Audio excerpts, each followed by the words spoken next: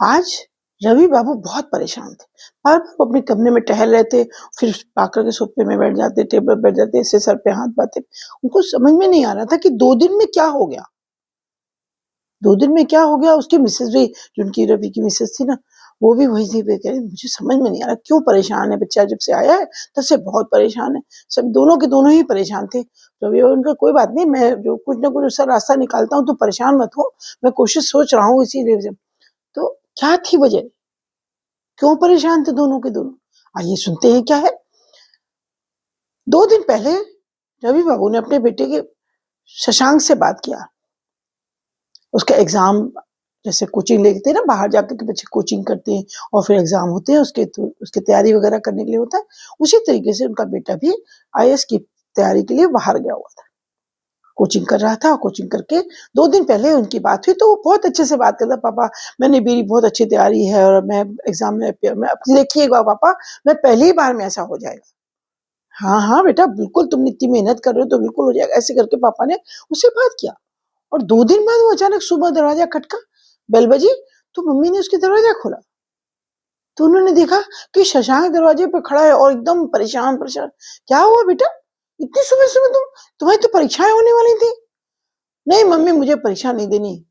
अभी मुझे बात मत करो, रुक जाओ पहले, मुझे बात मत करो। ऐसा कहते हुए और उसने बैग वहीं ऐसे ही छोड़ दिया और सीधा जाकर के बाथरूम गया। बाथरूम जाने के बाद उसने आकर के मम्मी से बहुत आकर के लेट गया। मम्मी ने पूछा, "क्या हुआ बेटा, बुखार है क्या?" ऐसे मम्मी ने उसके हाथ रखा, उसको सब दी, लेकिन उसको समझ में नहीं आया कि क्या हुआ।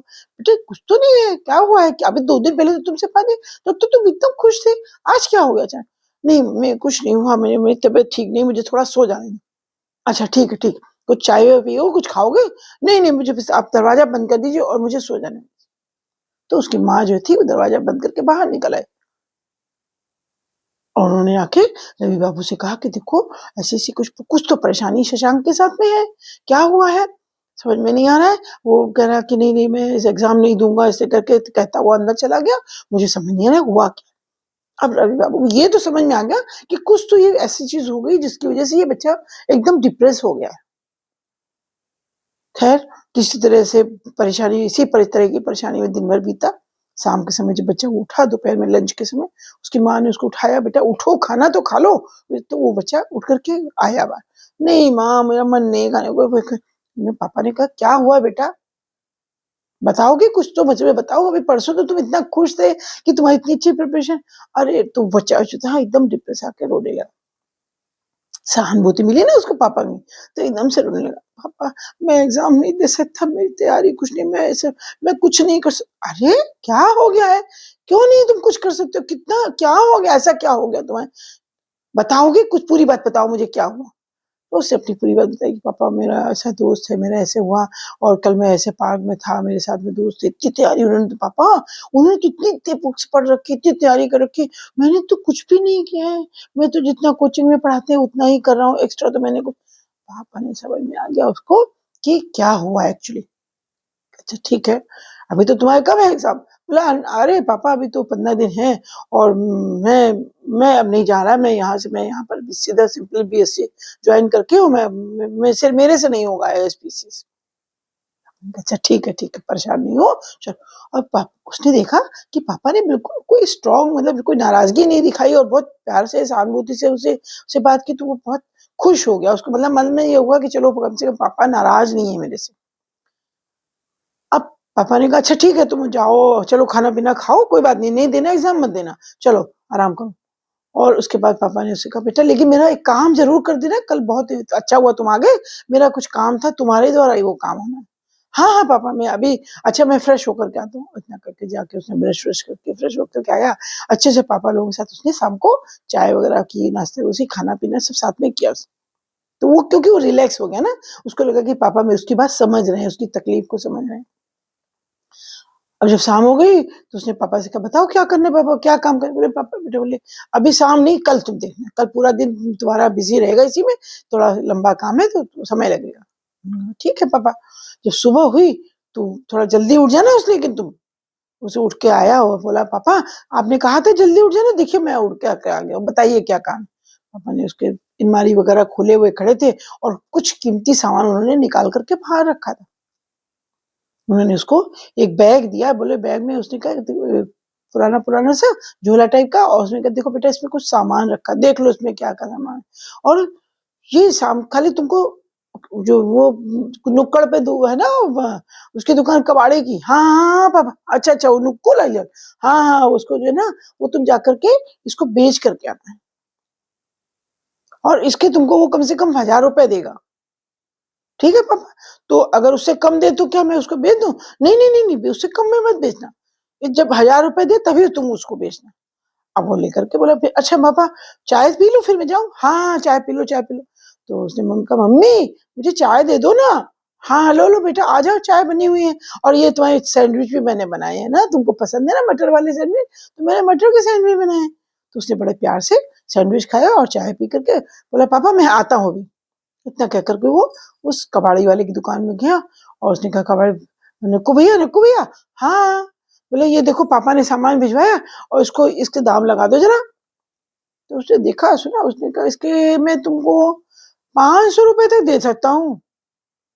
नहीं नहीं भाई, अरे इतना ऐसा सामान है तुम 500 रुपए की बात करो, पापा ने तो इसके 1000 रुपए। बोले नहीं नहीं भाई 1000 रुपए कुछ भी नहीं, अगर बहुत ज्यादा मैं तुमको दूंगा तो 100 रुपए और तुमको दे सकता हूँ, इससे ज्यादा मैं तुमको पैसे नहीं दे सकता। अरे पापा ने तो कहा था कि 1000 रुपए देगा वो तुमको, अब ले दो ना 1000 रुपए।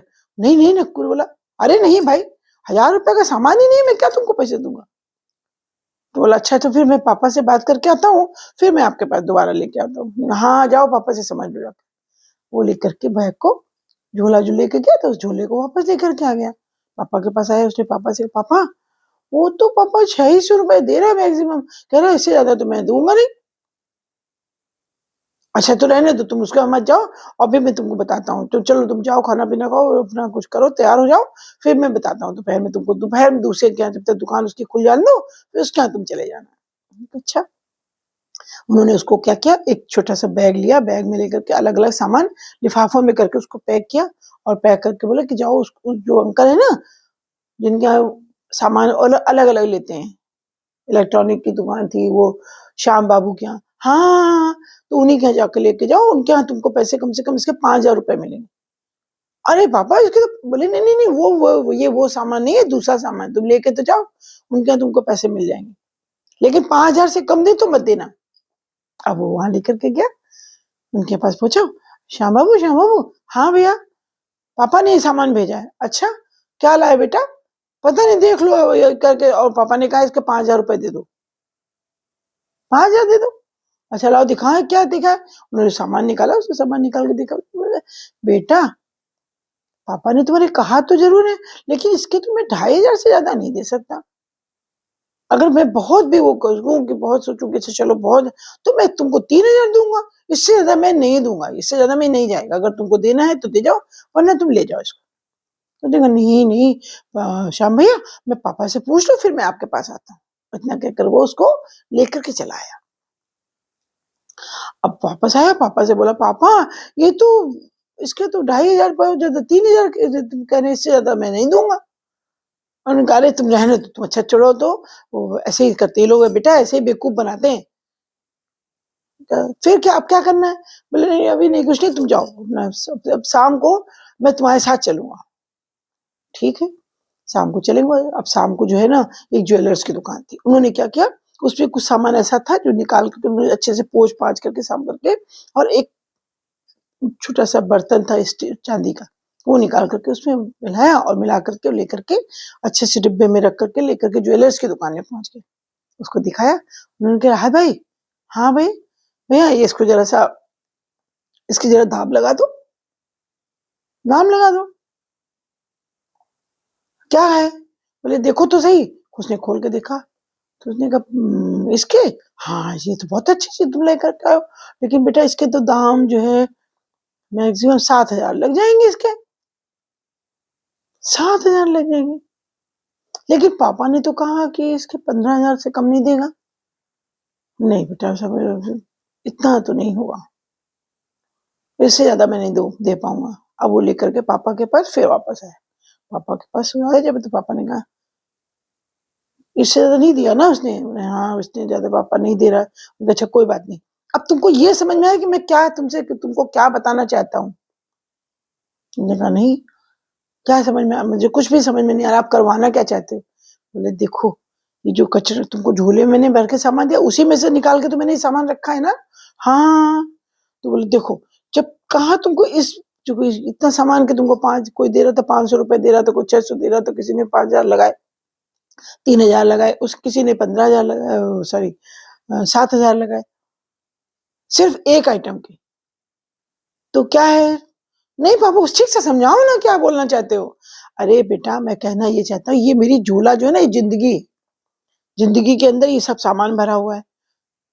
अब आप इसको लेके कहाँ गए? कबाड़ी के पास। तो कबाड़ी ने अपनी हैसियत के हिसाब से आपको अपने विचार, अपने जो उसके थॉट थे, उसके हिसाब से उसने आपको दाम बताए। दूसरे के पास, दूसरे अच्छे व्यक्ति के पास लेके गए, उसने अपने सोच के हिसाब से आपके दाम बताए। और तीसरे सबसे अच्छे व्यक्ति के जो उसके पास गए, जो जोहरी था एक्चुअल में, तो वो उसकी कीमत जानता था कि क्या चीज है, उसने उसके हिसाब से दाम लगाए। वही मेरा कहने का मतलब है।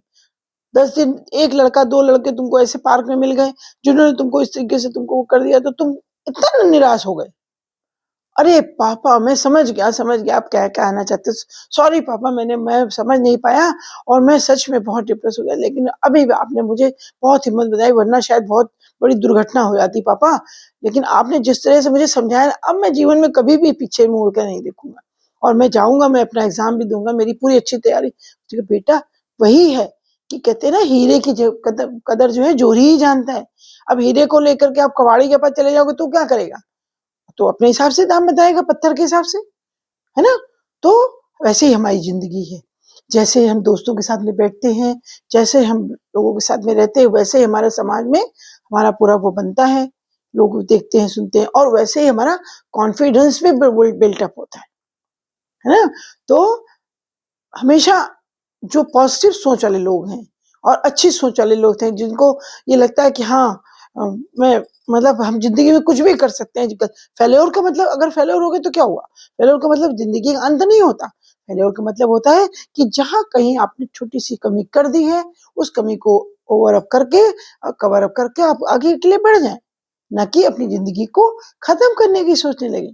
ठीक है, तो आज की कहानी में इतना ही। मैं थी मीरा, आपके लिए लेकर के आई थी ये कहानी, जोहरी की हीरे की कदर जोहरी ही जानता है। ठीक है, तो आपको मेरे कहानियां कैसी लगी?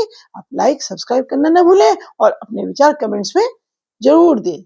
नमस्कार।